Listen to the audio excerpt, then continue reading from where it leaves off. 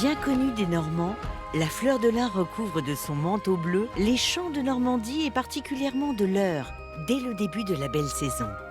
Et si cette culture est de plus en plus visible, c'est que notre région est devenue le premier producteur mondial de lin. Et à elle seule, la Normandie assure 50% de la production européenne. Outre le fait que cette information soit peu connue du grand public, ce sont les différentes exploitations de cette fibre que Vincent Châtelain va vous faire découvrir aujourd'hui. Nous commencerons avec Mathieu pour évoquer la récolte. Exercice exigeant puisque les producteurs ne disposent que de 3 jours pour ramasser leur récolte. C'est juin qui fait le lin. Les années où on a un juin très sec, on est pénalisé.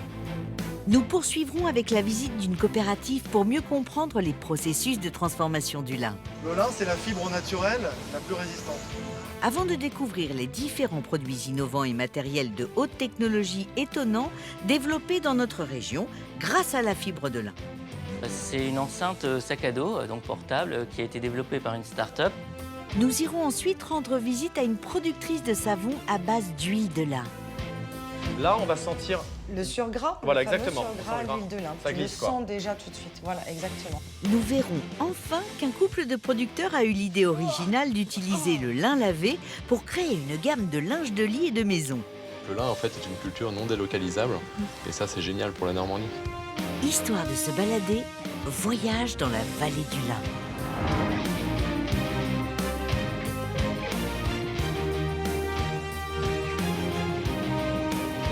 Allez, on commence dans le vif du sujet, ici, à Criel-sur-Mer, parce que regardez, c'est le moment de l'arrachage du lin. Alors quand on arrache du lin, c'est hyper important d'aller très très vite parce qu'on n'a que 3 jours. Après c'est foutu, il faut que la plante soit mature pour pouvoir l'arracher. C'est ce qu'est en train de faire Étienne avec sa machine incroyable. Et moi je vais aller rencontrer Bruno, le patron de l'exploitation, qui va m'expliquer les secrets du lin. Bonjour Bruno. Bonjour, ça va? Ça va bien, ici on est chez toi. Alors Oui. c'est un peu... Oui, t'as voulu faire un petit tour, ça y est, t'as manqué de la poussière, t'es Bah content? oui, en fait, bon, Étienne, qui est aux commandes, m'a dit que lui, il avait toujours la porte fermée et que c'était la première fois qu'il avait de la poussière à l'intérieur. Forcément, Je confirme. T'es monté sur le marchepied? Bah voilà, bon, il fait chaud, allez, je la retire. Alors, ce qu'on voit par terre, juste ici, ça, c'est du lin. C'est du lin qui a été Alors- arraché. Alors, on dit arraché, on ne récolte pas le lin. Là, il n'a pas été récolté, Non, c'est c'est pas ça. l'arrachage, donc c'est la première phase de la récolte. On est en train d'arracher le lin. Aujourd'hui, le lin est arrivé à maturité. Il n'y a plus du tout de feuilles. Les têtes sont d'une couleur brunâtre, donc il a atteint le stade optimum pour être arraché. On est en train de procéder à l'arrachage. Et donc on va le laisser sur le sol comme ça pendant 3-4 jours. Et après on retourne le lin une première fois pour assurer un fanage parfait, de façon à préparer la plante au rouissage. Après c'est l'action de l'eau et du soleil qui provoque le rouissage. Naturel, en fait. Naturellement, oui. Est-ce que c'est difficile de cultiver du lin? Est-ce que c'est une plante qui a des exigences très différentes des autres? Qu'est-ce que ça a de particulier en Ouais, termes de donc culture? la particularité du lin, déjà il faut au moins 6 ans entre 2 cultures de lin. Parce que ça puise plein de nutriments. Ouais, et en plus, il y a tout ce qui est parasitisme et autres qui sont dans la plante. Et si on refait du lin trop souvent, il est malade. C'est une culture qui est très exigeante au niveau du sol. Il faut des limons profonds, Ouais. bordure maritime, parce que la brume de mer, il ne faut pas qu'il fasse trop chaud. Ça fait combien de temps que tu cultives du lin, toi? Depuis toujours, mes parents, mes grands-parents, Ah tout le ouais monde, on a toujours fait du lin. On est dans une région où, Ah ouais où on fait du lin depuis toujours.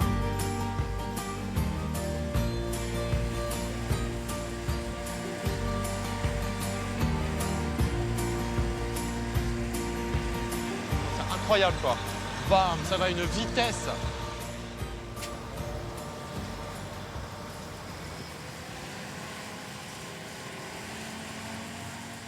Donc à l'époque, il y a 70-80 ans, donc on procédait comme ça. Il fallait arracher le lin, poignée par poignée, et on le posait au sol. Ah ouais, d'accord. Et donc, est-ce que c'est un effort physique? Ah ouais. C'est-à-dire que quand on a fait à 10 hectares à faire, ça pouvait prendre combien de temps? Des jours et des jours, forcément. Il y avait beaucoup de main-d'œuvre à l'époque sur les fermes. Et alors là, est-ce que si on laissait par exemple ce lin-là encore une semaine, il serait dans quel état? Ouais, il y a après un risque de surmaturité. Et donc, tu as des plantes, tu vois, qui commencent à se dessécher. On en voit là-dedans, Ah ouais. qui sont déjà brunes, complètement brunes. Et ça, c'est pas exploitable après? Oui, oui, mais après, tu perds de la qualité. Alors là, c'est du lin textile. Lin textile. Qu'est-ce qu'il a comme particularité? C'est la première fois qu'on le voit dans l'émission. Ouais, la valeur du lin textile, c'est la fibre qui est à l'intérieur. La graine est un produit annexe. L'essentiel de la valeur, il est dans la fibre, qui se trouve dans la plante. Et donc, c'est l'intérêt de l'opération du rouissage, c'est d'arriver à extraire cette fibre. Aujourd'hui, tu ne peux pas l'extraire, tu vois. Qu'autrement, une fois que la plante commence à se dessécher, elle devient noire, on arrive à extraire la fibre. Et alors toi, quand tu as commencé ta première récolte en tant que professionnel, plus en tant qu'enfant. Ouais. Est-ce que c'était une belle récolte? C'était en 1983, j'ai fait ma première récolte. Parce que je me souviens, c'est en 1984, j'en ai brûlé. Ça m'a marqué durablement. Et pourquoi t'en as brûlé? Parce que je m'étais planté. Ah oui, t'étais en retard en fait. Oui, c'est ça. J'avais semé trop tard. Il y a une parcelle que j'avais loupée. Et alors, donc ça c'était la première récolte ratée, on va dire, sur ta toute première. Oui. Mais tu as appris de tes erreurs et assez rapidement, tu as réussi à maîtriser les différents paramètres qui rentrent en ligne de compte pour la culture du lin, Oui, tout à dont fait. le plus important est le climat quand même. Oui, c'est le climat qui est déterminant, parce que c'est vrai que les années où il pleut pas assez, hein, notamment au mois de juin, c'est juin qui fait le lin. Les années où on a un juin très sec, on est pénalisé. L'été, je ne pense qu'au lin. Je vis le lin, de l'arrachage jusqu'à l'enroulage. C'est mon job. Est-ce que tu portes du lin toi Oui, ou pas? oui, mais quand je me fais beau pour sortir. Aujourd'hui, je suis en tenue de travail.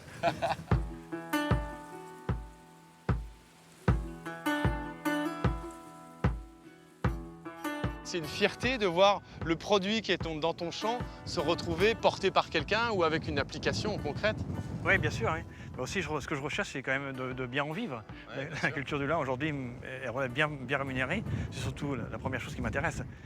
C'est techniquement réussir, mais aussi vivre de mon métier. Bien sûr. Et donc avec le lin, on peut bien s'en sortir. Aujourd'hui, quand tu as un beau lin, tu vis bien. Tout ce lin, il va terminer où alors? À la coopérative Terre de Lin. Je vais voir si tu as bien travaillé Bruno. Moi j'y vais à Terre de Lin. Pas de problème. À bientôt. Merci. Merci pour cette découverte. Ciao. Salut.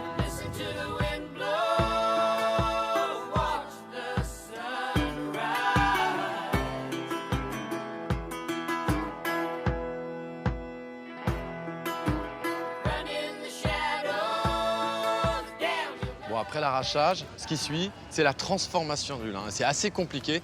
C'est ici que ça se déroule, dans la coopérative agricole Terre de Lin. L'objectif, c'est de réussir à faire au final un petit fil d'ange qui aura plein d'applications. C'est ce que je vais découvrir ici.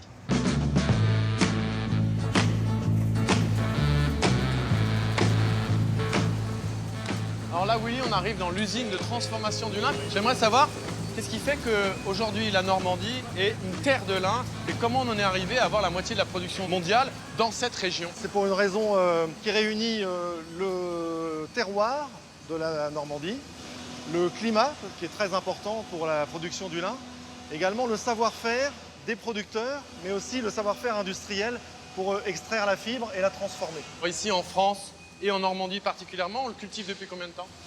On le cultive depuis plusieurs siècles. Par contre, des entreprises comme la nôtre datent de la dernière guerre. Avant, la culture se faisait en Normandie, mais l'extraction de la fibre se faisait plutôt en Belgique. Ah. Progressivement, les producteurs ont pris leur sort en main en montant des coopératives comme celle-ci. Votre chemise, c'est quoi? C'est du pur lin. Évidemment. Moi, je suis pur coton. Oh là là. Personne n'est parfait. Et alors, la fabrication du lin, c'est donc dans cette chaîne-là précisément que ça se passe? La première intervention, c'est ce qu'on appelle le teillage. Ça va être l'extraction de la fibre de la plante. Donc à la fin de cette chaîne, le résultat, c'est qu'on a d'un côté des fibres longues qui sont la partie noble, d'un autre côté des fibres courtes qu'on appelle les étoupes. D'accord. Et donc le lin s'inscrit tout à fait dans l'esprit d'économie circulaire qui a du succès actuellement, puisque tout est utilisable et finalement recyclable également. Ok. Bon, on va jeter un œil à l'intérieur pour la fabrication? Ouais.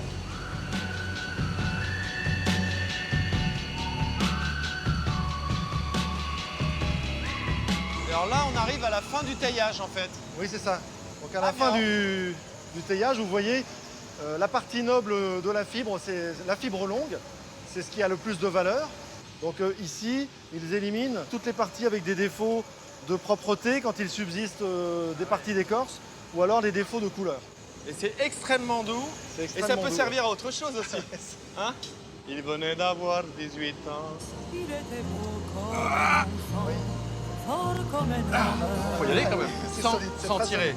Ouais. C'est étonnant que en fait, des fibres aussi minuscules puissent avoir cette résistance-là. Le lin, c'est la fibre naturelle la plus résistante. en réalité. Bon alors ça, c'est l'étape du taillage. Ça veut dire que là, la fibre n'est pas encore entièrement transformée. Non, il faut Qu'est-ce qui être se passe inventif. ensuite? Alors on va voir. Ah oui, le résultat c'est ça en fait. Oui, c'est ça. Donc les fibres longues de lin sont enroulées un peu sur le même principe qu'on avait enroulé les pailles dans les champs. On enroule une nappe de fibres longues. Elles sont conditionnées comme ça. Et c'est sous cette forme-là que nous les expédions chez nos clients filateurs. Il faut savoir qu'il y en a 70% de cette production de fibres longues est exporté vers l'Asie. Et environ 30% de notre production est peignée ici, dans l'atelier que nous allons voir après.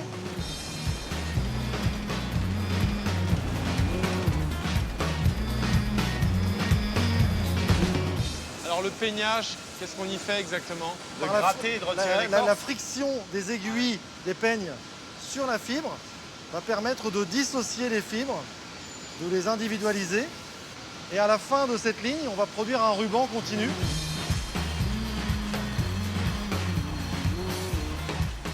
Donc en fait ça, c'est pas du mauvais lin, mais en fait ça s'appelle comment? Ça, ce sont les étoupes, ce sont les fibres courtes. Du coup ça part à la poubelle ça ou pas? Non, pas du tout. Dans le lin, on utilise tout. Et pour la petite histoire, ces étoupes sont utilisées pour faire des billets de dollars américains. Bon bah merci, je vais pouvoir mettre ça dans mon portefeuille. Ah oui, ça a de la Willy, valeur. à bientôt. Merci Je sais pas ce que Vincent je vais pour me la payer. visite. Hein. Ciao. Alors ce que vous connaissez du lin, ce qu'on connaît tous du lin, ce sont par exemple les chemises en lin, le tissu en lin. Vous allez voir avec Laurent qu'en fait il y a plein d'applications étonnantes.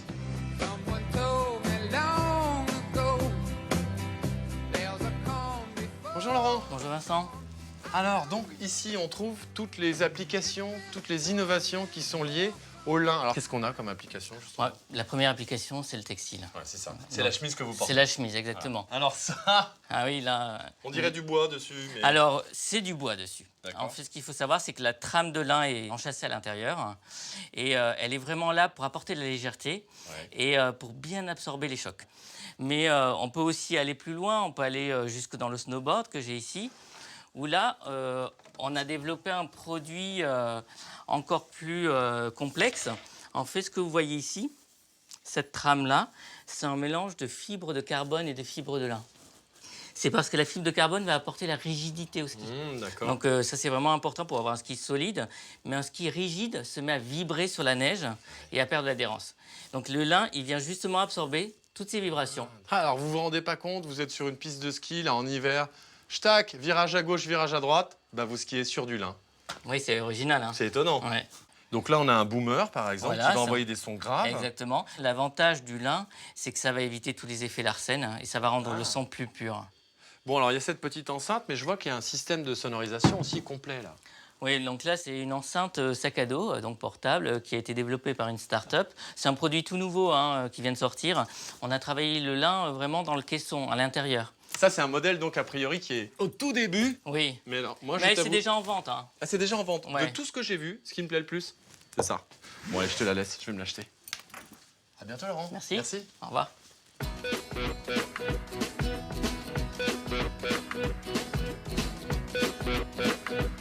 Étonnante ces applications technologiques, mais là ce que je vais voir, c'est une application cosmétique et c'est Peggy qui m'en parle. I was tired, I was hungry, I tried.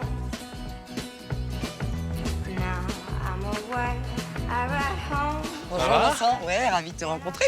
Enchanté. Enchanté, bienvenue. Merci. Beau jardin. Merci, et avec le soleil en Normandie comme toujours. Le lin que tu utilises pour faire ton savon, est-ce que c'est le même qui sert à faire alors de l'innovation avec des skis, des enceintes portables, enfin plein de choses comme ça? Eh bien, pas du tout, cher monsieur. Non, ça va être un lin doré, moi, que je vais utiliser. Alors, dans un champ, très clairement, tu vas pas voir la différence entre un lin Non. textile, un lin brun, Ah bon? et un lin doré. Ce sont les mêmes plantes, voilà. En revanche, ce qui fait la différence, c'est le grain. Tu vois, c'est un lin brun, comme ceci, alors que la couleur du lin doré, on est plus sur une couleur comme celle-ci. Ce sont juste deux variétés différentes, et la Cette couleur n'est bouteille-là. pas la même, tu vois. Alors c'est du lin Ça, c'est doré. voilà, de l'huile D'accord. de lin doré, L'huile de lin justement. C'est celui qui vient Oui. de la ferme du Vieux Buisson, hein, celui-ci. Et très clairement, il n'y a qu'un producteur Ah. à ce jour, Ah bon? à ma connaissance, de lin doré en Normandie. En Tu vois. France, il y a combien de savonniers, savonnières? On doit être une poignée, une centaine, quoi, quelque chose comme ça. Toi, c'est un retour un petit peu à quelque chose de traditionnel que tu fais? Complètement. Et Cette, pourquoi on a besoin de revenir à ça en fait? Ce savoir-faire a complètement disparu après la guerre. Et depuis, bien évidemment, les gels douches sont apparus, parce qu'après la guerre, on a inventé les conservateurs, la chimie. Pourquoi tu as voulu faire ce métier-là, lancer cette activité? Envie de Une changer de envie vie, de de retrouver changer la de liberté vie. d'être son propre patron? Entre autres, et puis de produire, de faire quelque chose de ses mains qui soit beaucoup plus en phase avec mes valeurs. Est-ce qu'on peut aller voir ton laboratoire? Ben oui, avec grand Quand je dis plaisir, laboratoire, au c'est un contraire. laboratoire? Voilà. Très bien, alors je te Eh ben, on suis. y va.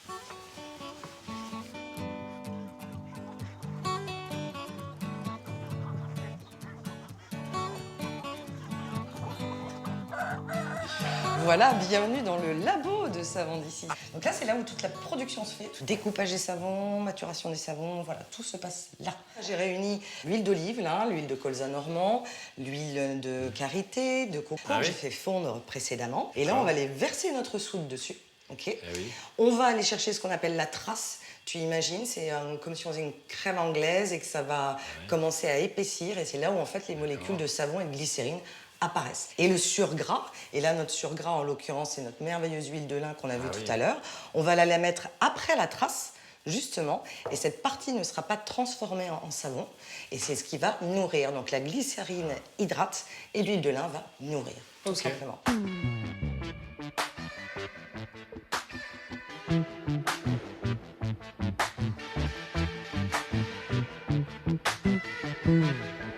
Impeccable.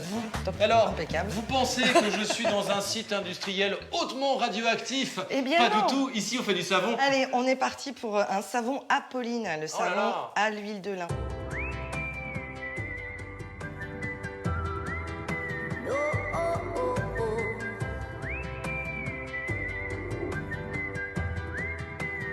Ce savon, tu vois, je vais le mettre sous une couverture de survie. Il va attendre 24, 48 heures. D'accord. Ensuite, on va le découper et il va partir en salle de cure. On appelle ça une salle de cure, c'est de l'affinage, parce qu'il va maigrir, il va perdre son comme poids du en fromage. gros. Comme du fromage, exactement. Et ça va durer de 4 à 6 semaines environ. C'est Ok. comme. On peut imaginer que tu fais un bon pour l'évêque, quoi, en fait. C'est ça, ou un bon camembert, Ouais, attends. par exemple. C'est clair. J'aimerais bien voir le produit fini quand même. Je peux Eh retirer ben là, ouais, c'est bon. Vas-y, c'est Je bon. peux se maintenant, déshabiller on peut y enfin. aller, enfin, ouais. Ah, déshabillez-moi. Oui, mais tout de Mais pas suite. trop vite. Non, mais très vite et tout de suite. Alors là. Pas trop vite, sachez me convoiter, me désirer. Ici se trouvent donc les produits finis. Ah, le voilà ton savon. Eh ben le voilà, tu vois. Enfin, le ça, produit c'est ici. celui exactement qu'on vient de produire ensemble, D'accord. qu'on vient de fabriquer. Alors, Exactement. attention, on dit en général bonne dégustation. Le lin en lui-même n'a aucune odeur. Ah oui. Alors dedans, tu as du petit grain bigaradier, c'est l'orange amer en fait. Ah, D'accord. c'est ça, il y a un côté agrume. Complètement. Du lavandin, du romarin. Je te dirais comme ça qu'il y a de la citronnelle. Eh ben tu vois, t'étais Il y en sur a les pas. notes, ouais, mais t'étais sur les notes même zestées de l'orange, tu vois, t'étais pas très très loin. Ce dont vous vous rendez pas compte, c'est que quand on touche ce savon, ça n'a rien à voir avec un savon industriel classique. Là, on va sentir. Le surgras, Voilà, le fameux exactement. surgras On sent à le gras. l'huile de lin. Ça tu glisse, le quoi. sens déjà tout de suite, voilà, exactement. Et c'est ça qui va nourrir ta peau. Et à l'intérieur, la glycérine qui va hydrater ta peau. Oui, d'accord. Bon, écoute, c'est très bien, parce que grâce à toi, je te fais la bise, je vais pouvoir enfin me laver. Eh ben, c'est cool. Merci.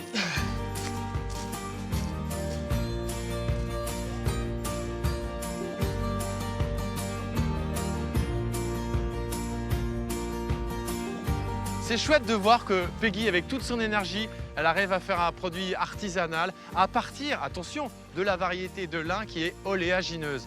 Là, je voudrais revenir sur le lin textile puisque je vais retrouver Alexis et Camille qui l'utilisent pour faire du linge de maison haut de gamme.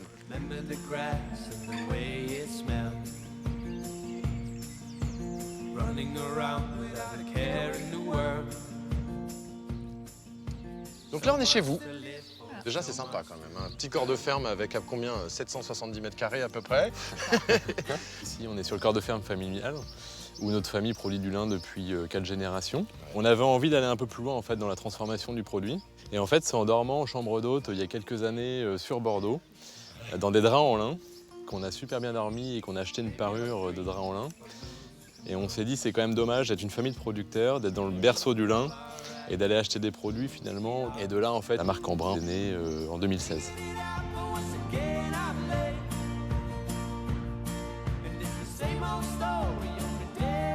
Le fameux lin.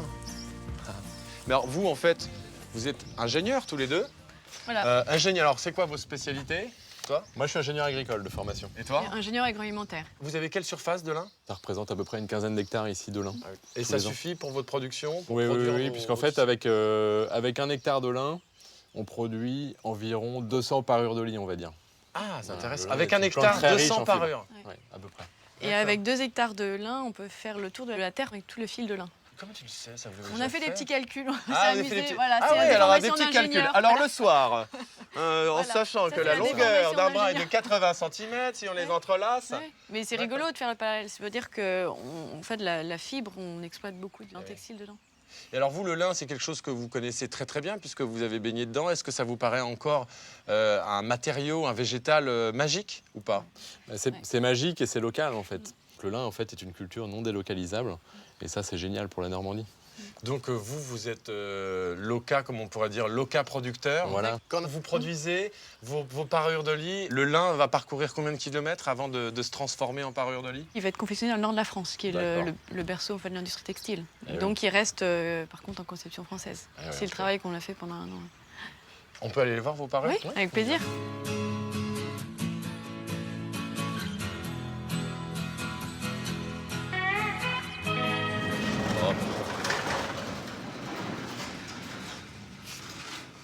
Ah oui! Oh là là, c'est incroyable comme endroit, ça. C'est fou. Mais on est où exactement ici, là? Alors en fait on s'est servi d'une vieille grange de la ferme pour réaliser notre showroom. Donc c'est ici qu'on peut découvrir votre travail sur le lin et notamment ce qui concerne l'art de la table. Voilà. Donc on a 2 collections en fait. On a le linge de table D'accord. et le linge de lit. Donc Et alors c'est- le linge de table, là c'est comment dire, ce lin-là, moi je suis pas du tout un spécialiste du lin. Le tissage du lin, il est particulier ou pas? Oui, alors c'est pas le même tissage et le même grammage de tissage entre le linge de table et le linge de lit. C'est-à-dire que là, on est sur un tissage plus serré. C'est-à-dire qu'on est, pour parler en technique, on est en 210 grammes. C'est-à-dire que c'est le nombre de grammes de fil au centimètre carré. Et là, Ok. on est en 160 grammes. Ah, c'est plus léger alors. Voilà, c'est plus léger. C'est marrant, j'aurais imaginé l'inverse.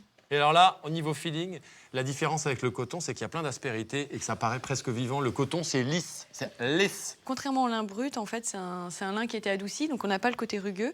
Oui, et le charme c'est de vrai, la ouais. fibre, en fait, c'est qu'il n'y a pas un tissage qui est identique d'un tissage à un autre. Bon, excusez-moi, je vais retirer mes chaussures. Regardez, je suis quand même quelqu'un de vraiment de Pas de poli. problème. Ah Ah Alors, quelle est votre Ah ouais, première, c'est confort quand même. la Et première alors, en fait, impression? Oui, alors c'est vrai que c'est pas la douceur du satin, de la soie, mais c'est très confort en fait. Il y a un truc qui est très très agréable. Alors le truc évidemment, c'est que le lin se froisse beaucoup. Alors c'est un froissé naturel en fait, c'est ça qui fait le charme du lin. Et le gros avantage en fait dans le linge de maison en lin, c'est que ça se repasse pas. C'est chouette, moi j'aime bien la sensation. En plus, il y a une bonne grosse couette Et derrière. en fait il faut savoir aussi que le lin a des vertus sur le sommeil. Ah Puisqu'en fait c'est une fibre dite thermorégulatrice.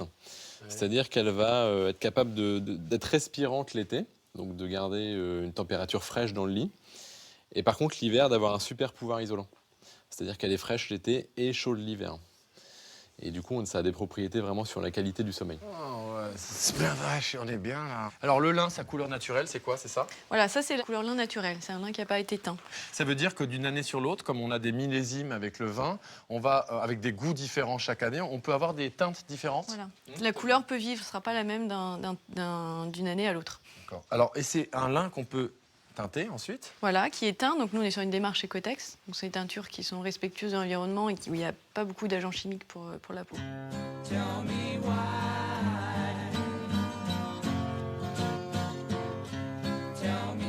Et alors, niveau distribution, vous en sortez comment? Vous faites comment? Alors on a un site internet en fait qui est destiné aux particuliers et ma marque de fabrique en fait c'est distribué auprès des chambres d'hôtes. C'est-à-dire que j'équipe les chambres d'hôtes de parures en lin, ce qui permet en fait aux gens qui dorment dans les chambres d'hôtes de découvrir le linge de lit en lin. Parce qu'aujourd'hui, ce qui fait le succès d'une marque, c'est aussi le bouche à oreille quand même, non? Oui, énormément de bouche à oreille. Et puis on travaille aussi de plus en plus en fait avec des architectes et décorateurs qui veulent des projets un petit peu sur mesure. Sur lesquels les grosses entreprises ne sont pas forcément à même de répondre. Donc nous, grâce à notre petite taille et notre réactivité, on est capable aussi de monter des projets sur mesure avec eux. On a équipé notamment là, un hôtel au Danemark, à Copenhague. Ah oui? Avec nos produits en lin, oui. C'est un produit qui est assez luxueux, élégant en fait, le lin.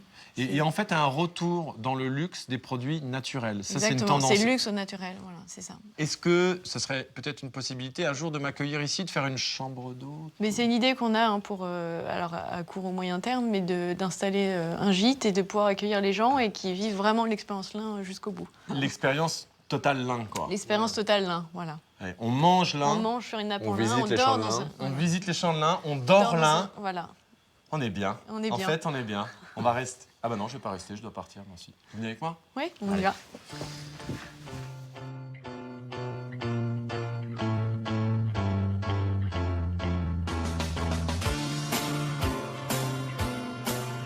Le lin, c'est une culture qui est sensible, qui est fragile, mais avec laquelle on peut faire des choses complètement dingues. Vous l'avez vu, on connaît évidemment les chemises, les draps de maison, mais la technologie, des skis en lin, des skateboards en lin, ou carrément un système musique audio en lin, c'est peut-être ça aussi l'avenir de ce végétal, la technologie. Je vous dis à très vite pour de belles aventures d'Histoire de se balader.